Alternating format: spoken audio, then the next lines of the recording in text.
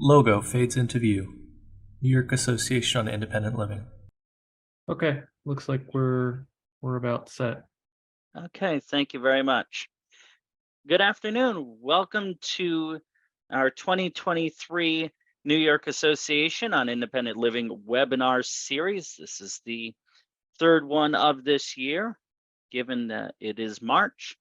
I am Blaise Bryant, the communications specialist here at the New York Association on Independent Living. Thank you very much for joining us. Just a couple of housekeeping things before we get going here. The chat is only set to panelists. It is not set for all attendees. This is an accessibility accommodation for people like myself who utilize screen readers. The webinar will be recorded, is being recorded, and will be made available in the coming weeks. And without, one more quick thing, there is a survey which should pop up in your browser at the end of the webinar. I encourage you to take a couple of minutes. It's a very quick, anonymous 5-question survey, which allows us to continue improving on our webinar series. Without any further ado, I turn the floor over to Laurie Carter, who is our social work coordinator for the Open Doors program, who will be presenting on how to manage your mental health and prevent burnout. Laurie, the floor is yours. Thank you so much. Well, thank you, Blaise, and welcome everyone. I'm so happy to have so many people here interested in this topic. Today's webinar is entitled Protecting Your Mental Health and Preventing Burnout. It's about an hour long, a little bit less. And so I will get started. We'll have questions at the end of the webinar.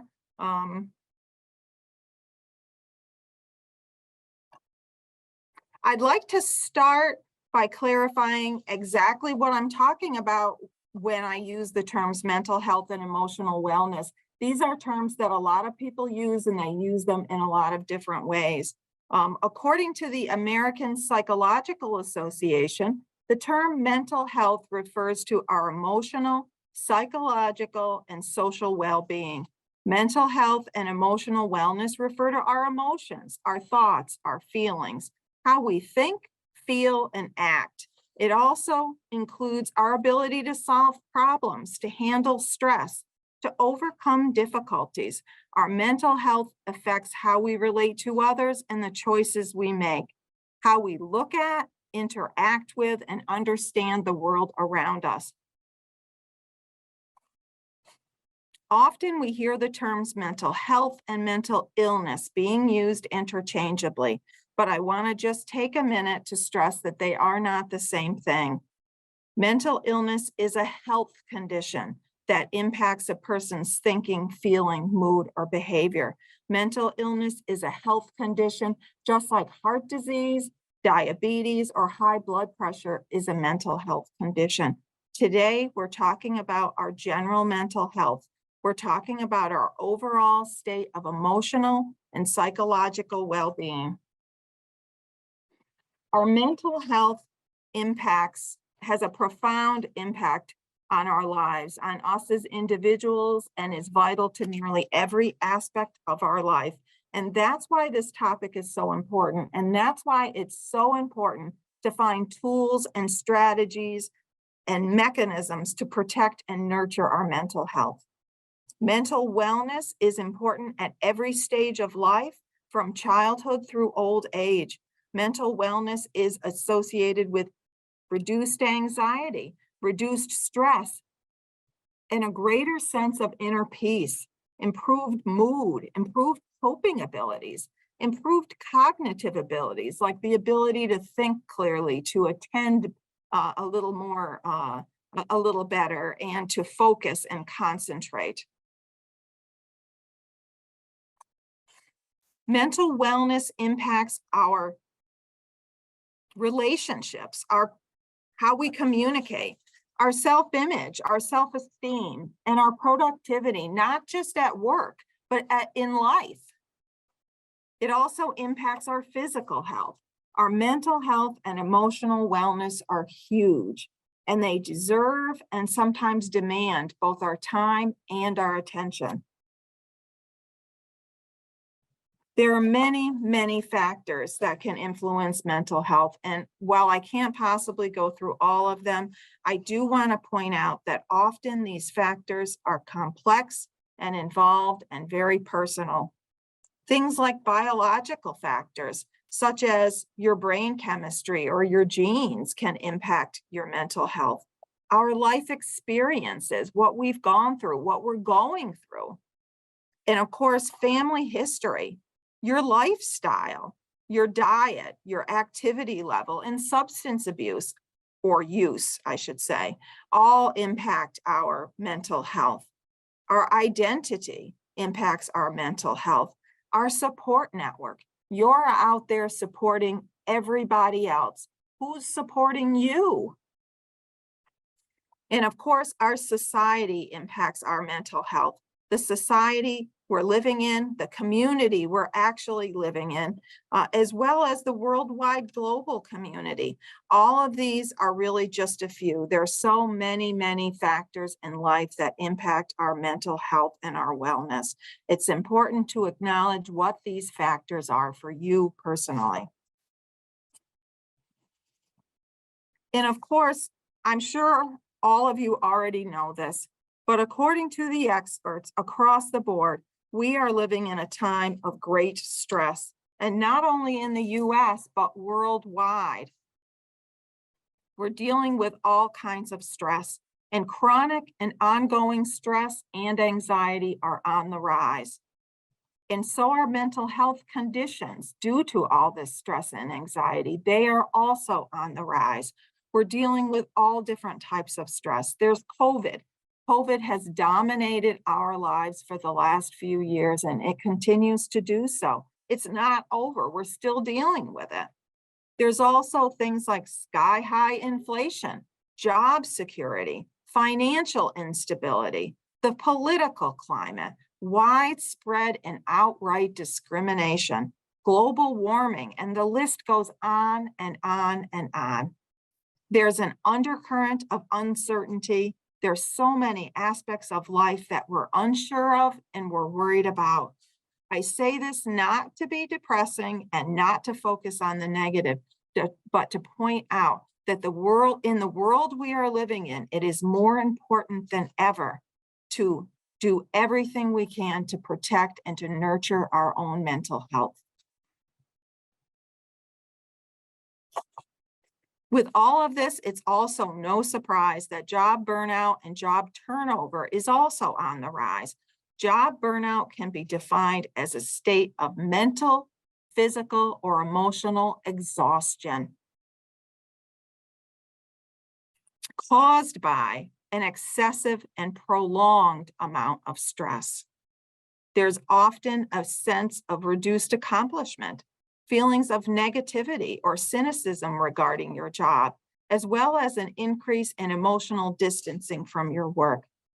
And I have to say, if you work with people in a helping profession, as I know many of you listening do, whether you're working directly with people or you're in a supervisory role, or you're in a position where you're focusing on advocating, I think it's safe to say that our jobs are getting harder and harder to do.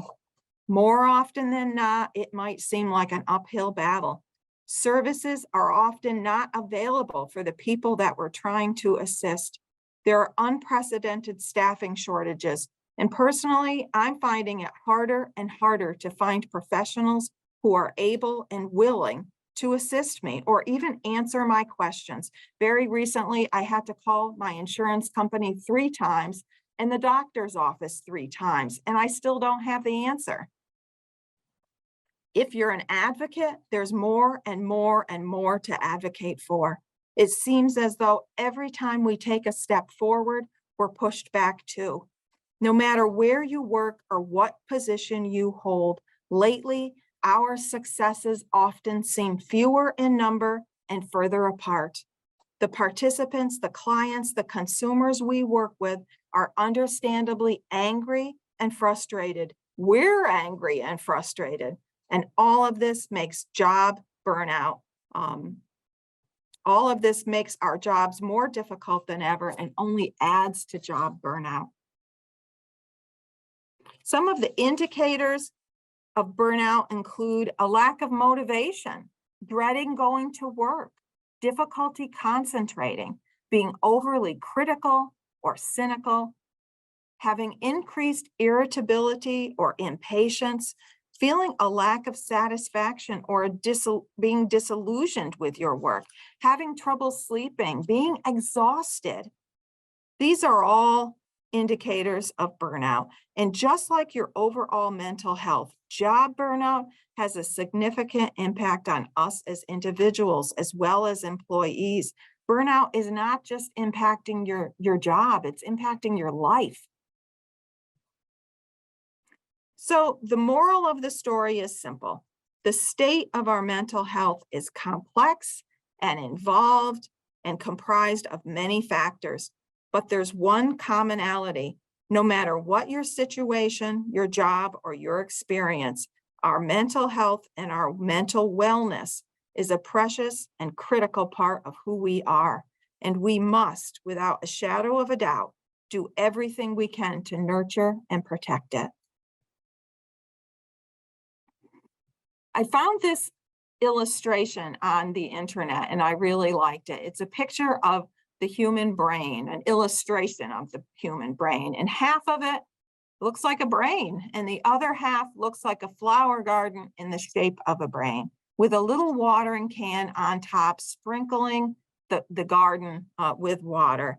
And the caption says, I found this caption says, your mental health is more important than your to-do list, your job title, someone else's perception of you, your appearance.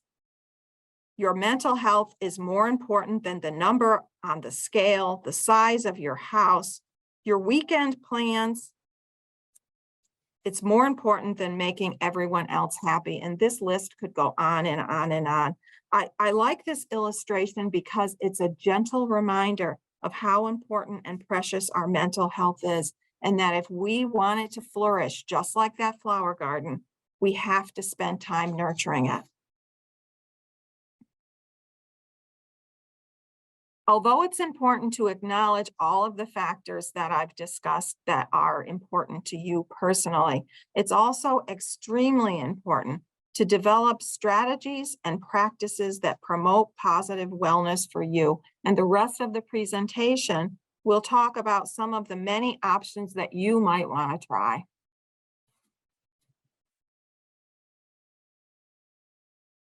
I just want to start with a few reminders. The very first step is to make your mental health and well-being a priority. Remember, this is not being selfish, it is not being lazy, and at times it will be hard work. It's taking care of yourself and it's necessary. You need to make a commitment to yourself regarding this, and you need to follow through, not just talk about it, but actually do it. Sometimes we know what we need to do, we just don't do it. We get bogged down with other things, other people, other responsibilities. We get bogged down with life, but you need to make a commitment to yourself and your wellness. And you'll likely need to experiment. What works for your best friend or your sister or me might not work for you. I encourage you to try new things to get out of your comfort zone. You might be pleasantly surprised what actually works. And you'll probably need to practice. Sometimes you need to actually do some of these exercises or activities for a while before you know if they're going to work for you. You have to learn them. You have to work out the kinks. So don't give up on any of this too soon. Give it a good try. So explore your options, try different things, practice them, and then follow through. It's necessary, and you and your mental health are worth it. A great way to start is with the basics. You can start with the basics. The basics to a healthy life overall are very important and an excellent starting point. Things like having a healthy diet, exercising regularly, getting adequate sleep, and don't forget to take care of your physical health. Make those doctor's appointments, dental appointments, and specialist appointments, and make sure that you're following through and you're attending them. Your physical health is important, and don't overlook it. And the last one on this list is relaxation. And I think a lot of times this gets off of the list. A lot of times this isn't on the basic list, but I think it should be.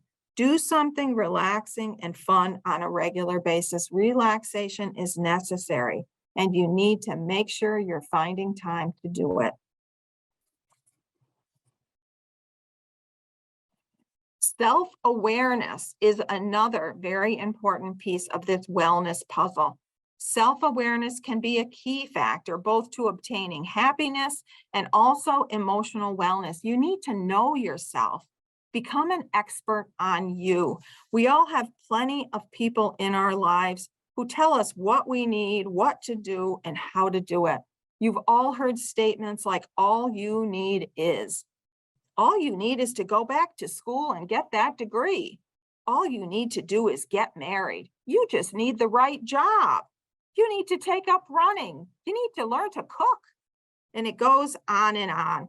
And while at times these people may be right, and they may have your best interest at heart, at the end of the day, in reality, you are the only person that can truly know you. Really look at yourself. And start by asking yourself and figuring out and identifying what helps you to relax. Pay attention. Pay attention to your body. Identify the things big and small and tiny that help you to relax and give you a sense of peace. Look at what makes you laugh. What are the things that bring a smile to your face, and what instantly irritates you? Who are the positive and supportive people in your life? And who are the people that bring unease, irritation, or negative feelings every time you interact with them? What are your favorite things, and how do they make you feel? What upsets you? What causes you stress? Pay attention to how you feel, what you feel, and who and what are around when you feel that way. Keep track of these things to see if there's patterns or tendencies. Since we all constantly change throughout life, this is a continual process. What brings you joy and peace at 25 is going to be very different even at 30, let alone 40, 50, or 60.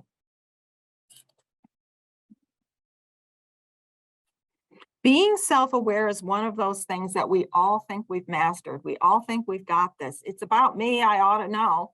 But a lot of times, we don't have it mastered.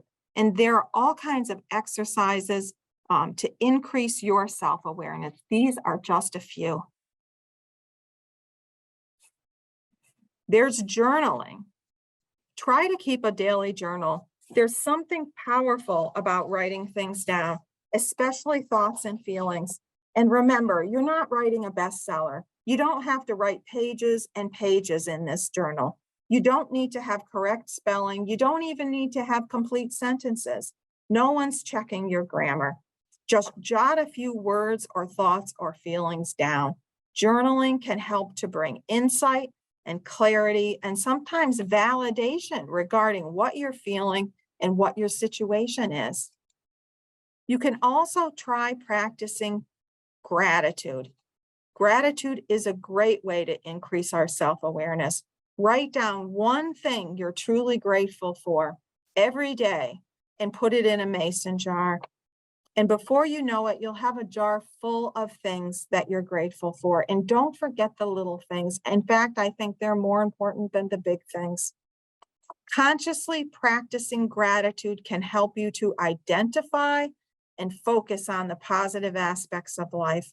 Sometimes we get stuck in a negative loop where the negativity and the struggles in life are all we can see. It's piling up right in front of us.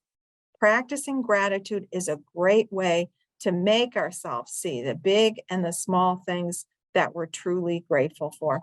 And if you ever get in a spot in life where you're not grateful, where you're not seeing things to be grateful for, dump out that mason jar and start looking at those slips of paper. And I can guarantee you, you will find some things that things that you're grateful for, things that remind you that there are some positives out there. I also encourage you to identify your strengths. We all know what our weaknesses are. We all are very familiar with what we'd like to be doing better. But I encourage you to concentrate on those strengths. Become as familiar with your strengths as you are with your weaknesses. And one way to do this is to practice daily positive affirmations. When you're in the shower or eating breakfast or on your way to work, remind yourself of all of your strengths by practicing and using positive affirmations. Things like, I am capable. I've got this. I'm determined. I'm sensitive. I'm learning so much at this new job. I am, and you fill in the blank, but it has to be about you and it has to be positive.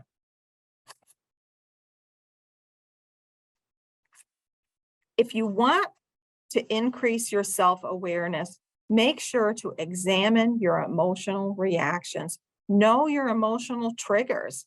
This is really important. If something happens and you have a strong reaction, either good or not so good, make sure to really look at this. Really look at what it was you reacted to, how you feel, and who and what were involved. Knowing your triggers can help you to be better prepared, both to know when difficult situations are likely to occur and also to be able to use coping mechanisms to help you get through the trigger in the manner that you want to get through it. We all have times where we've flown off the handle and said and done things we wished we didn't do. Knowing your emotional triggers will make your reaction more of a choice, because you'll be aware that something's very likely to come up, and you'll be able to use the coping mechanisms you need to use to have the outcome you would like. And it's really important as well to pay attention to the messages you're giving yourself. This is called self-talk. And self-talk is also referred to as your inner voice. It's kind of like that monologue that goes on in our head all day long. Often we don't even realize we're doing it, but self-talk frequently ends up including things that like fears, insecurities, long-standing self-biases, and just downright incorrect, inaccurate information. Things like, oh no, I can't do this. I'm terrible at this. Wow, I'm a failure. I'm never going to understand all this information they're giving me. Words matter. Try to be very aware of the messages you're giving yourself and make sure those messages are accurate and positive, or at least neutral. The messages we're giving ourselves matter, and it's important to pay attention to them. Being self-aware is a key factor in being able to identify what you're feeling and what you need, and which strategies and tools will work best to protect and nurture your mental health and your wellness.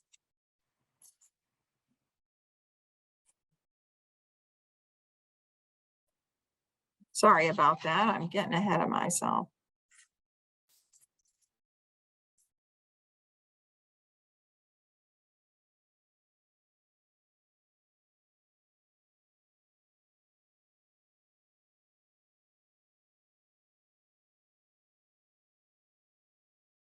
Sorry.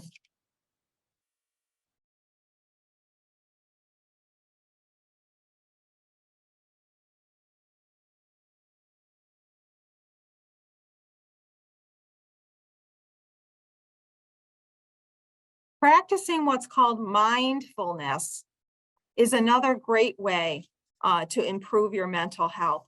Mindfulness is the practice of becoming more fully aware of the present moment, being in the moment, being fully aware of the here and the now, not thinking about or dwelling on the past, not projecting into the future, but focusing on the here and now and doing this in a non-judgmental, gentle way. For many of us, being mindful doesn't come naturally. It's really hard work. Our minds, myself included, tends to race around 90 miles an hour in all directions all the time. When we allow our minds to race around, it takes the focus off of the current moment, off of what we're doing in real time, off of what's being said and what's taking place. For many of us, quieting our mind and truly focusing on the present can be a huge and ongoing challenge. Being mindful is often not easy, but there are practices that can help us develop a more mindful way of life, and I'm going to talk about these next. Relaxation techniques are a wonderful way to promote mental wellness and encourage a mindful lifestyle. I'm going to briefly go over a few relaxation techniques. There are many, but I'm only going to be able to go over a few today. I encourage you to try some of these and use them. See if they're helpful for you. I'll start with breath work, deep breathing, or controlled breathing, sometimes it's called. Deep breathing has been shown to improve respiratory and cardiovascular function, as well as physical and mental health. Deep breathing can lower your stress level, lower your anxiety level.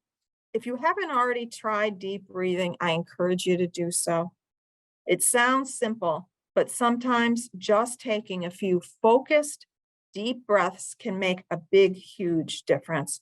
Deep breathing is an easy way to relax, and it's an easy way to de-stress. You can do it almost anywhere, and it only takes a few minutes. So if you don't do anything else in this presentation, I encourage you to go home and to look up on the internet deep breathing. You'll find all kinds of resources to teach yourself more about deep breathing and guide you through some deep breathing exercises. It will be well worth your time. Deep breathing is something personally I use all the time. It's well worth your time. And once you get it, you can use it the rest of your life. You can do it anywhere, and it doesn't take long at all. There's also meditation. Meditation is another great relaxation tool.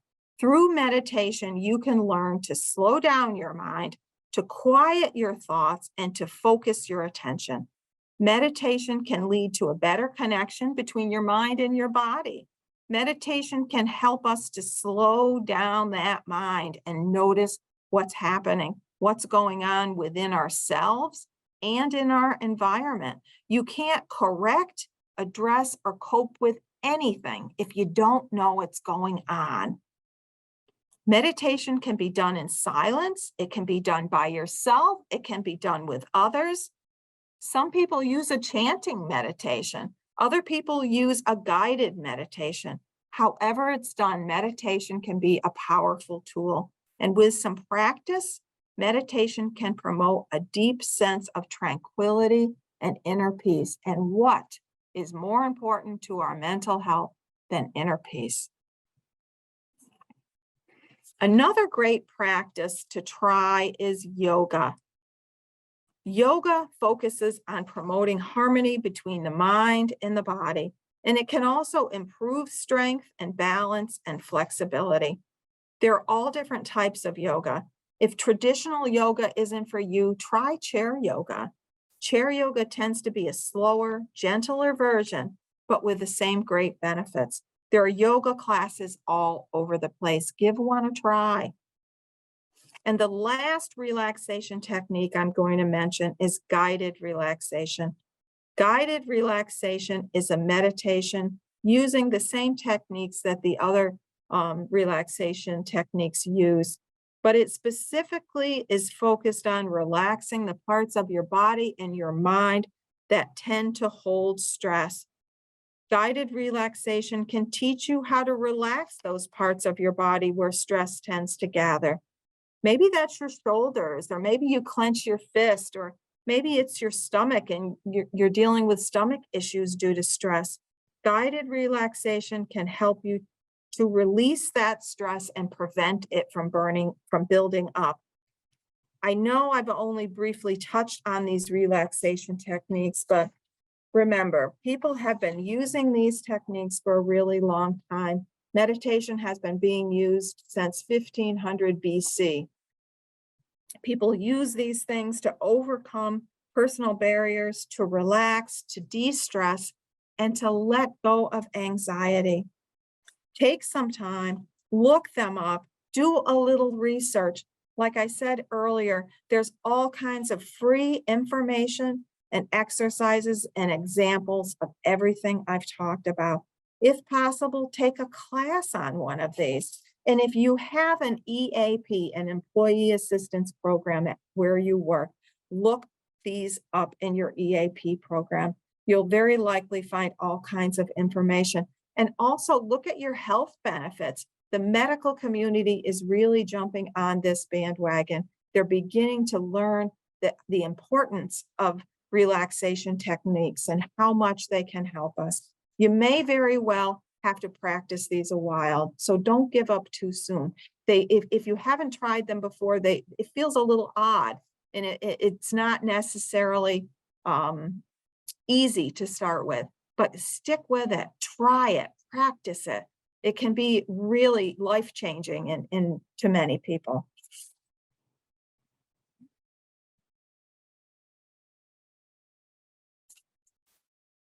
In addition to the more formal techniques to promote mental wellness, like the relaxation techniques, there's also many things that I am sure you're very familiar with that can be used to enhance your mental health. Sometimes we get so busy and focused on other things, we just forget to use them. We walk right by them. So this is a reminder to use the things that are often right in front of you, to nurture yourself, to nurture your emotional wellness. These are in no particular order. The first I'll mention is music. Music is often called the universal language for a reason. Music can evoke all kinds of feelings, so make a relaxation playlist, or a cheer me up playlist, or a rev me up playlist. We all have those songs that make us smile or cry or tap our toes or dance across the living room. So take advantage of this and use music to nurture your soul. Nature is another one. Get closer to nature. Get outside. Watch the sunset. Go for a walk. There's actually something called earthing or grounding, which is the activity of getting back in touch with the earth. For many, being in or around Mother Nature is essential to mental health. And nature's often free. So if nothing else, sit on your front stoop, breathe in the fresh air, and look up at the sky. Mother Nature, to some extent, is right out your front door. Use it. And then there's animals. There's also something called the animal-human connection. And animals, domestic or wild, can make many of us stop in our tracks. If you have a pet, make sure to spend quality time with that pet. If you don't have a pet, get a pair of binoculars and watch the birds or the squirrels. For many, animals are a great way to nurture your mental health. And just a side note, in my little town that I live in, you can check binoculars out of the library. Who knew? Use that to nurture your mental health. And there's always your calendar. We all have those. Make time to unwind, to relax, and to rejuvenate. Find something you love to do and do it. Give yourself a fun assignment. Put it on your calendar. And then make sure that you're doing it. You're actually following through and doing it. I also think it's important to have a toolkit, if you will, of ways to de-stress. Create a list of all the things that distract you from your worries, things that help you to relax, things that make you smile, things that bring you peace, or better yet, put together a box of things you can use and put it in your closet so you can pull it out whenever you want to, or use a picture of something that reminds you to use it if it's something that won't fit in a box. Sometimes it helps to have a reminder of all the things we can utilize in our efforts to protect our mental health, especially when we're upset or when we're in an especially stressful time. Make that list. Also, make sure you're using or developing a social network. Most of us are social beings, at least on some level, and it's important to find ways to connect with others in person, over the phone, video chat, Skype, Zoom, and a lot I'm sure I've never even heard of. Find ways to connect. And if you don't have a social network, because that does happen at various times in life for lots of different reasons, but if you don't have a social network, try joining a group or a club or volunteering or rekindling an old friendship. Having and nurturing a social network is important. And I just want to say that if you're volunteering, make sure it's something that's giving something to you, because you don't want to do something that's just giving more of yourself that's already getting depleted. And make sure that you are doing something for yourself every single day. Something healthy, something you enjoy, and something that helps you find peace. It doesn't have to last for hours, but you need to do something for yourself daily.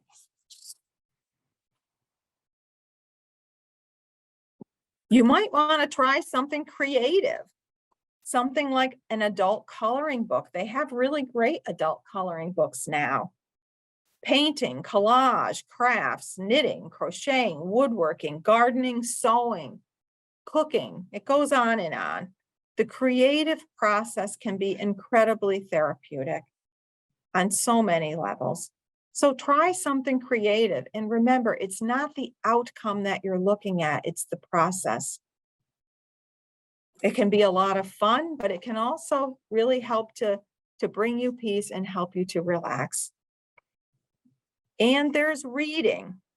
Read something uplifting and fun. Many of us spend so much time reading about the negative things in the world. And very often, those of you on this call are not only reading about those things, you're thinking about them, and you're thinking about what needs to change, and you're thinking about how we can go about changing it. Sometimes an escape can be just what we need. Keep a list of books that are happy and uplifting and positive. Get a library card and start working your way through the list. You also might want to try a book of jokes. A good laugh almost always helps to lower stress and reduce anxiety, and it also improves your mood. Reading can really be a great tool. And I have to mention boundaries. It's really important to set healthy boundaries. You cannot maintain emotional wellness if you do not set healthy boundaries. Sometimes it's okay to say no. It's okay to say no. No, I don't want to see that movie. No, I'm not coming over this weekend. It's also okay to say yes, but. Yes, I will help you paint the living room, but I'm not doing it in the middle of the winter with all the windows closed. I'll help you paint in the summer when we can have all the windows open. Sometimes you need to think of what you need first to make yourself and your mental and your emotional and your physical needs a priority. Setting boundaries can help you to do this. And of course, Remember to be kind and gentle and understanding with yourself. Show yourself the same kind of compassion you show everyone else. Self-compassion is essential to our mental health. Do not forget to be kind to yourself. And although all of the things we've discussed will help to protect your mental and emotional wellness, which in turn will help to prevent burnout at work, there are some things I do want to mention on preventing burnout at work. The first is to start by making sure you're working the hours you're assigned to work. If you're supposed to work Monday through Friday, 8 to 4, then work Monday through Friday, 8 to 4. Don't work 8 to 5 or 8 to 6, or certainly not Monday through Saturday. Do not make a habit of adding hours or days onto your schedule. Work the hours you're supposed to be working. And make sure to take the breaks and the lunches per your agency's policy. We all get lunch and breaks for a reason. Do not work through them. Take them.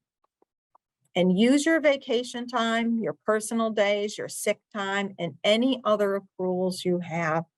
Don't work when you're sick. Take a sick day. That's what they're there for. If you have personal time and you need or want a personal day, use it. And for heaven's sakes, if you have a vacation, schedule a vacation. If you don't have anywhere to go, if you don't want to go away, you can't afford to go away, take a staycation.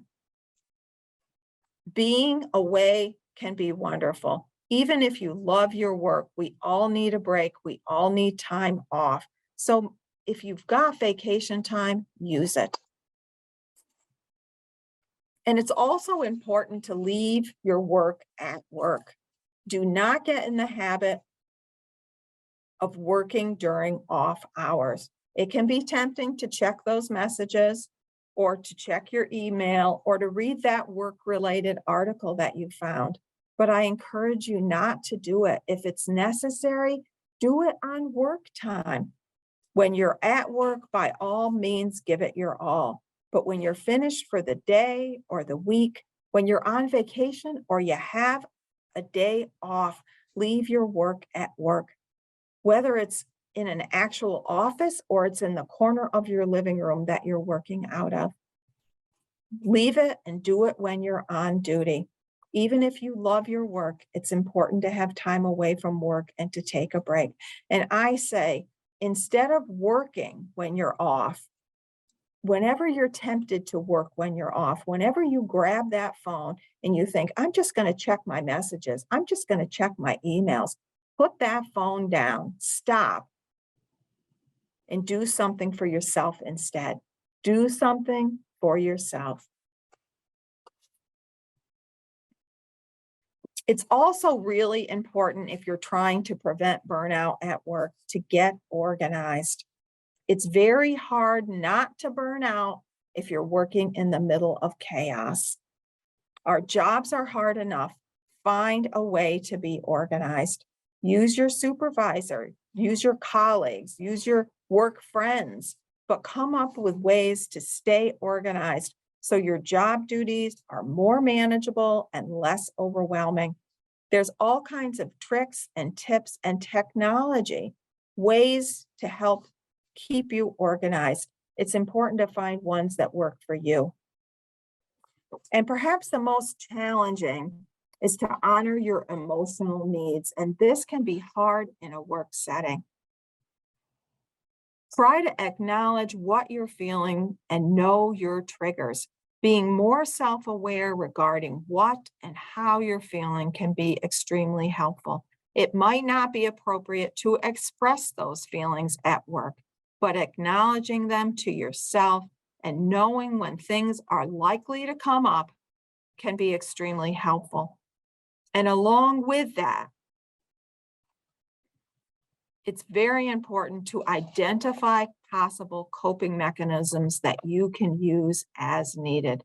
Perhaps some of the things we've talked about today, some of these you can do anywhere, like deep breathing or the relaxation techniques. If you're in the middle of a meeting, maybe you can, and you have a break, maybe you can go outside and breathe some fresh air, or look at a picture of your pet you stuck in your pocket, or a picture, of your next vacation.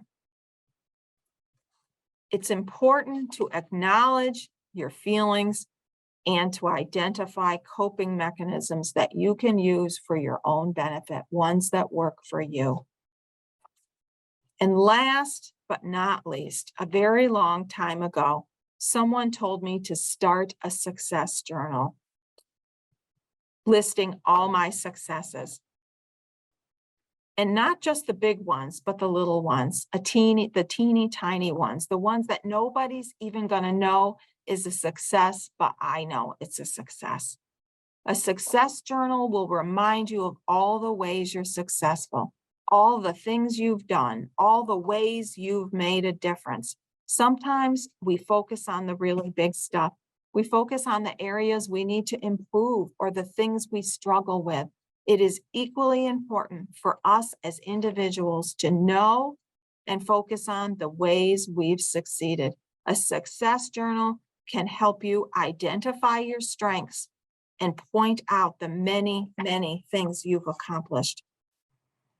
In any of the helping professions, a success journal can help to highlight all the ways you've made a difference, all the ways you've made a difference to someone, sometime, somewhere along the line. And that is exactly why many of us chose this profession in the first place, to make a difference. With all this talk about emotional and mental wellness, I have to remind everyone to please, please seek professional assistance as needed or desired. You might be thinking, when is the right time to seek professional assistance? How do I know if I need to seek professional assistance? Well, I'll tell you the right time without a shadow of a doubt. The right time is anytime. Anytime is the right time. Counseling can be great. Counseling can help to identify issues and concerns that are impacting your personal mental health. They can focus on you. Counseling can help you to learn new skills and explore new strategies, and so much more. Most insurance companies cover counseling, at least to some degree. And again, if you have an EAP program, tap into it. Take the time to look and see what's there. Don't hesitate to look into professional assistance. Why struggle when you've got help right out there?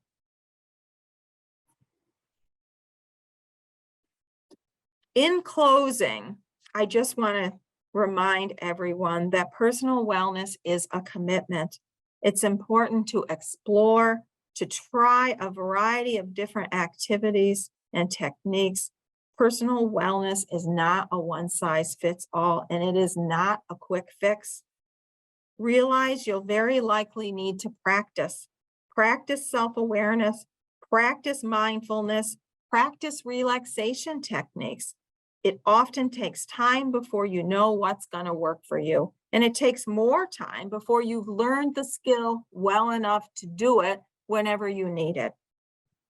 And finally, remember that this may require some work on your part, but your mental health is worth the effort, and you are worth the effort. Thank you for joining me. I hope you found something that's useful, or at least something that reminds you to look after your own health and your own well-being. Thank you. Laurie, thank you so much. We have about 8 minutes to go over any questions, or if you have any questions you would like to ask Laurie, feel free to put them in the chat box. And I'm going to turn things over to Suzanne, who has Laurie, a couple of things on the table here. Yeah, we already have we have one comment and one question. And please put your comments or questions in the Q&A box. So when you were talking about creative ways of relaxing, someone indicated that they blow bubbles at their desk.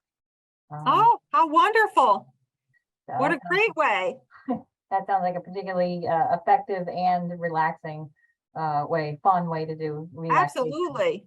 I'm getting some bubbles. And then somebody had a question at the beginning, and I feel like you probably answered this, but I'll read the question. It says, how do we deal with stress and the pandemic or the Trump indictment, climate change, and everything now that it's spring flu season? So I think the question is, what do you do when sort of everything's hitting at once? Yeah, that's really hard. And I think on top of that, if you have children, if you're caring for an elderly family member or anyone, if you have some people have 2 jobs. I mean, there are all kinds of things that are piling up on our shoulders. And that's why there's no better time than right now to develop some of these coping mechanisms, because you know, when times get tough, that's when you need them. And you really, you know, it's a lot harder to start it when you need it than beforehand. I would say just dive in and start learning some things. I'd start with maybe deep breathing. That's a perfect relaxation technique. It's easy and it's also effective. And I'd also make sure you're doing something for yourself and make sure you have an escape. I mean, you know, it's great to keep up on things, but sometimes I think it helps to shut off the computer, shut off the TV, and make sure if you are watching it, you're watching something that, you know, makes you happy, something that brings you peace, something that, you know, you're laughing at. I think we have to watch all the little things that we're doing, because that is really hard. Mm-hmm. And we have more comments in here. There's a comment saying, thank you. This is really helpful information. Oftentimes we take advantage of the little things in life that make the biggest difference in our mental health and emotional well-being. Thanks again. Absolutely. And this might be a question for Blaze.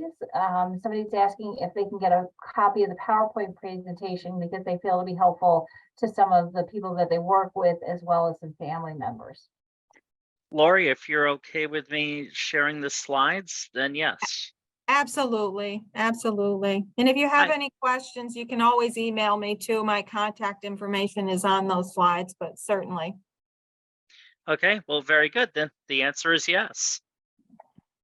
And will they be on the NYAIL website, or are you going to email them to the people who participated in this? We will do both. There's a when we get the recording edited and available, and just because of the time of year with the budget and everything, it's a little hard saying when that's actually going to be a reality, but we will get that out to everyone as soon as possible. And you can always email me if you want to, and I can assist as well. Okay, and there's another comment. This was very informative. And then a question, can we do meditation with children? Well, if they can, to be honest with you, I'm really not sure. I think you can if they can understand, you know, the way that you're doing meditation. I think it's hard for adults to shut their mind down enough to meditate and focus, but I'm sure you can. I would look that up, you know, and if there are some places, I know where I live, there's a number of places that do yoga and meditation. They may be an excellent source to find that out. And what a wonderful idea to start young. Mm-hmm. Agreed. So there's another comment. Thank you, Laurie. This was very helpful. I will definitely try the success journal. And then thank you so much for the friendly reminder about prioritizing self-care. Yes, that's hard. I think, you know, we're also used, especially in this field, we're also used to taking care of everyone else. It just doesn't, you know, we're at the bottom of that list, and we need to be at the top, or at least close to the top. All right, so that's all the questions that are listed here, and I think we're close to the 2 o'clock end of the presentation. Oh, wait a second, one more. All right, last one. Just says, yes, the success journal is a great idea.